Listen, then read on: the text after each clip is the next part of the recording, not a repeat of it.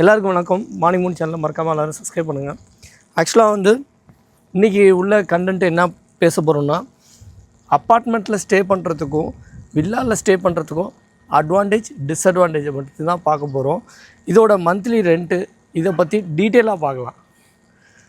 Okay மக்களே, அதாவது அப்பார்ட்மெண்ட்டில் ஸ்டே பண்ணுறதுக்கும் வில்லாவில் ஸ்டே பண்ணுறதுக்கும் ரெண்டு வித்தியாசம் தான். என்னை பொறுத்த வரையும் அப்பார்ட்மெண்ட்டில் ஒரு 4 செவத்துக்குள்ளே வாழ்ந்தீங்கன்னா அது ஒரு பிளான்ட்டிங்கோ இல்லை ஒரு ஃபார்மிங்கோ நம்மளால் பண்ண முடியாது. அந்த ஒரு டிஸ்அட்வான்டேஜ் கண்டிப்பாக இருக்குது. அப்புறம் பார்த்திங்கன்னா, அப்பார்ட்மெண்ட்டில் ஸ்டே பண்ணோன்னா கத்தாரை பொறுத்த வரைக்கும் அப்பார்ட்மெண்ட்டில் ஸ்டே பண்ணோன்னா கிட்டத்தட்ட செக்கு கொடுக்கணும்.